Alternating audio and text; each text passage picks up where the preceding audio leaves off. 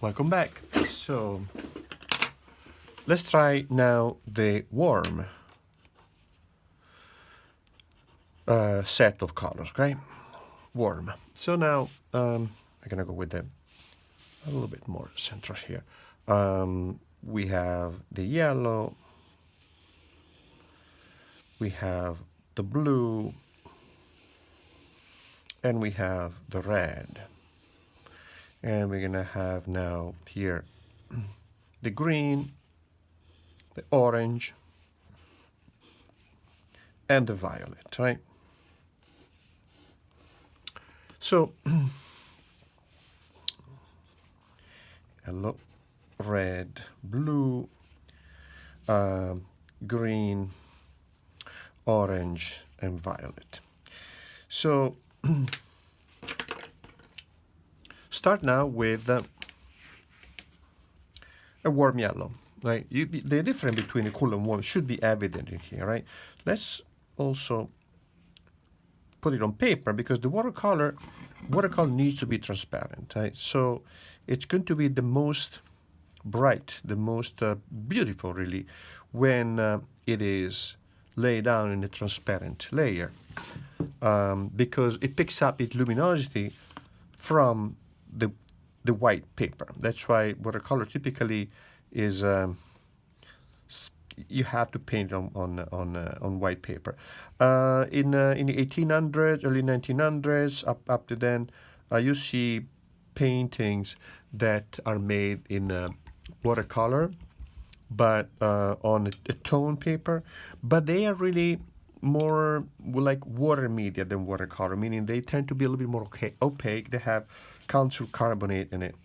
So now the watercolor I'm using is you know, mostly transparent. So this is now the cadmium red, and vermilion is another beautiful red, but this is a little bit more balanced, a little bit more between. Vermilion tends to be a little bit more toward the orange, right? So, okay.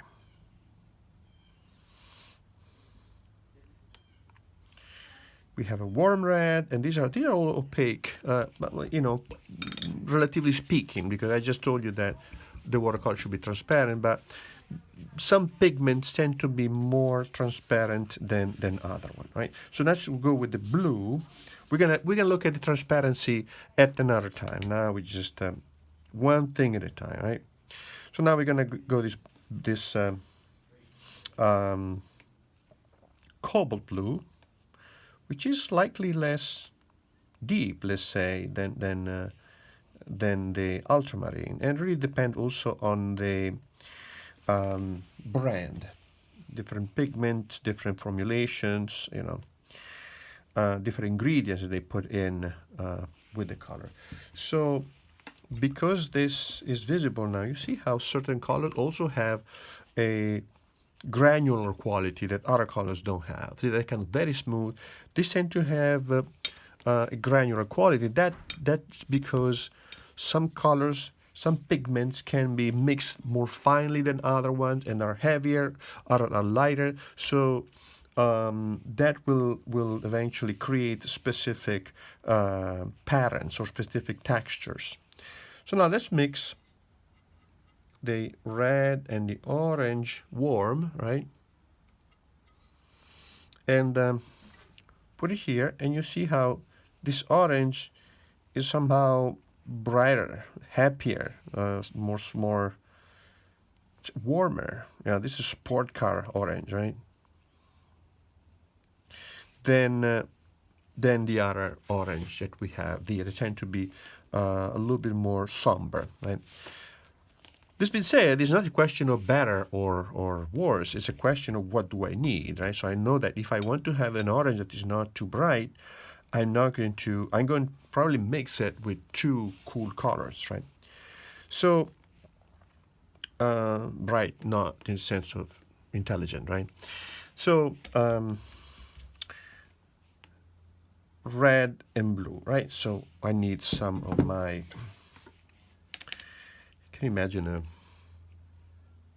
well, we say that we use like a dull color, bright color, right? So I wonder. So anyway, enough with the silly jokes. So now let's mix a warm red and this relatively warm blue, and the violet that I obtain is kind of scary. It's not really, I mean, it's a very interesting violet, right? But it's not that pure, vibrant color that I obtain with the, it could be a gray, right? It could be a grayer color. But then let's see if I put a little bit more red, right, like I did before. Still, it's interesting. Like, it's an interesting color, but I wouldn't really call it violet. Although eventually it will get to be violet, right? I mean, as close as it gets, I guess. See that? But it's a very interesting color nonetheless. It could be used for a shadow, for example, a shaded area, etc. So now let's see what happens if I mix this yellow and this blue, right? This yellow here, my plate, and clean the brush. It's almost a shame I had to wash off this beautiful paint, but we want to, do the right thing. So, and then we're gonna use this blue here, right? And then let's see what happens. Look how vibrant that green is. See that? Much more vibrant green. So then I want to put it here, and now I have a nice, beautiful, really happy, sunstruck green, right? And so let's see if I increase the amount of blue here. The green still is very vibrant. A little bit more on the blue side, but actually I should have put it here. But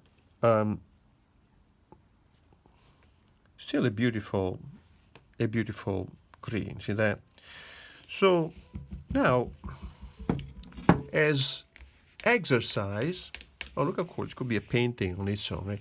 As exercise, you want to continue doing this exercise, and what you're going to do, you're going to mix the yellow from the cool side, right? So we have these two triads. The yellow from the cool side with the red from the warm side, right? And then we're going to mix the red from the cool side and the warm from the yellow side. So now we mix cool and warm. Let's see what happens, right? And then I give you a little list of mixes to do, which you're going to post. So let's try with the yellow from the cool side, right?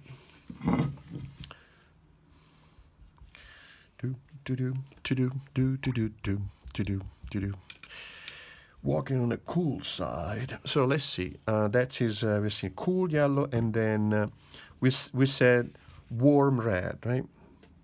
Warm red, right? So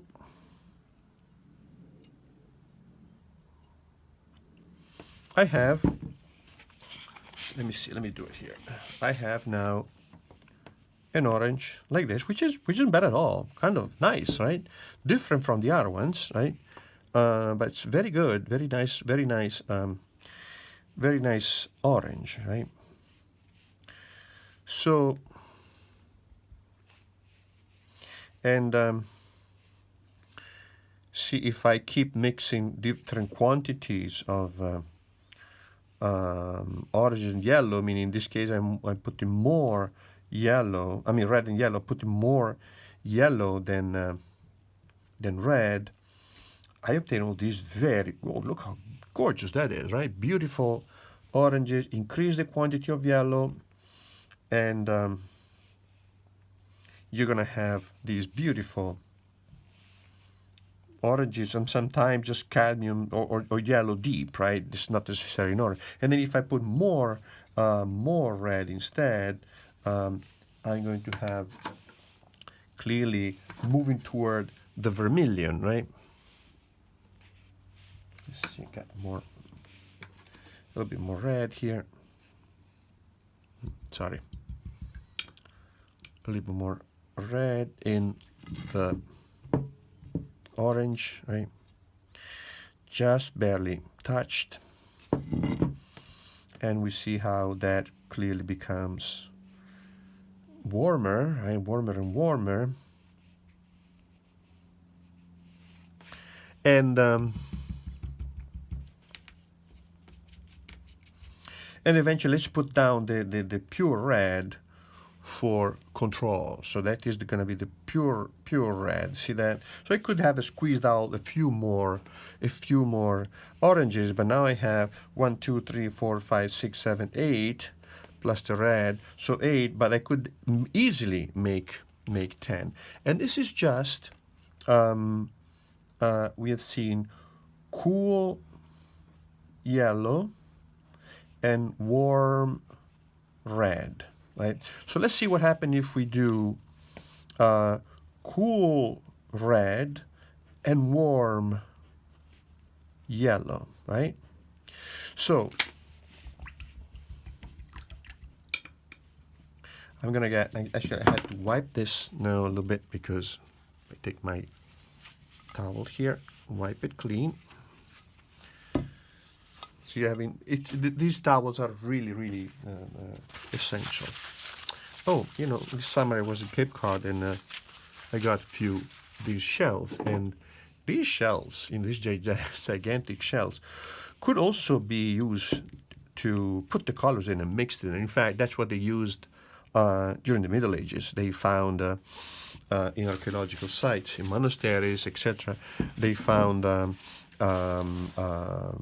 shells like this with still remains of pigment in there. Isn't that cool? So this could be used also as color mixing, especially if you are on the go. You get a couple of these and put them in the bag and use it for color mixing. They don't break, and they're cool. And so now let's see. Now let's go with we said cool red, right? Cool red.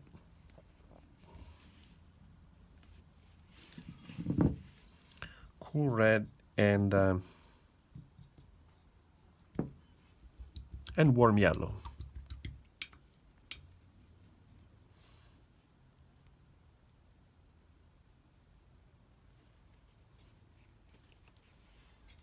So now I mix it here, and then I see how this orange, it's really not as pure, as bright as the other one, but I like it. You know, it's really nice. See how nice it is, right? Beautiful. And then I do the same thing. So I start increasing the amount of yellow here, and get a slightly different orange, more yellow, slightly different orange, right? Still very beautiful color. So now, see how many possibilities we have, right? So we have the secondary colors that we can obtain by mixing the primary colors. And if we use these 6 colors in cool and warm, right, we obtain now 3 extra colors. 3 extra colors, right? 1, 2, 3, 1, 2, 3. And then from each one of these colors in here, I can obtain at least 10 here, 10 here, 10 here. So that's 33. Plus 33 is 66. So now, from each one of these, I can do cool and warm, warm and cool. So 10 more each of each color. So you do the math. I start having hundreds of colors that obtain by just these trials. So what I would like you to do as assignment is this. You take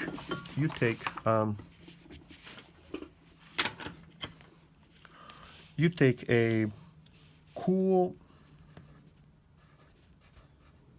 yellow and a warm red, and then you mix it, right? Then you take a cool red and a warm yellow, and then you mix it, like what we did now, right? So this this would be orange, right? So we got the orange in here, and then we have now the cool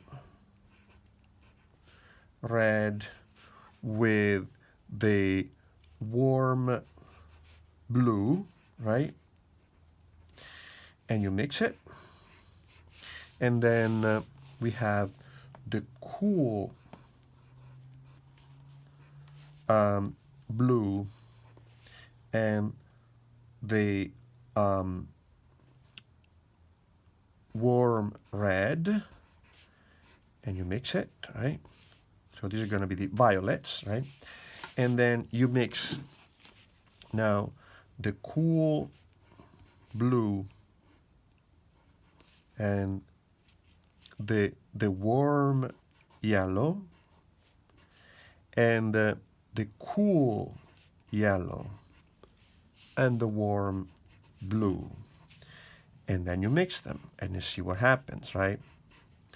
So now we have all these other colors that are going to be different from the mix of the two primaries, cool or warm. Now we're going to obtain some in between, and from each one of these colors in here, what you want to do, create a scale, right? So from this color here, you're going to create a series of colors that have more yellow, right? More yellow here. And in here, more blue, right? So pretty much what I did in here, right? And then here, same thing, right? And here the same thing, and here the same thing, and here the same thing. So so basically what you want to do is you want to do this, right?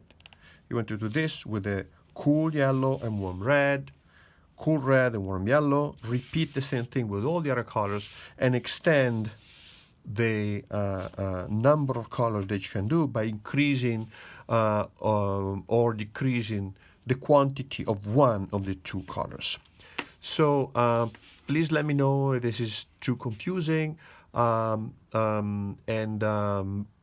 we can go over it again. I can show you more in case you want to, but try to figure it out by yourself first. So again, first the cool triad, mixing the three secondary colors from the three primary, cool primary.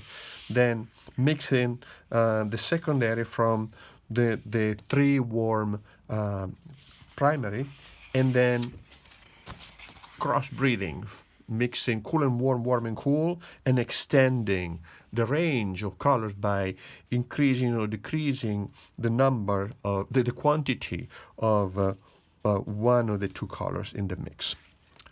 I'm looking forward to see your assignment, your works.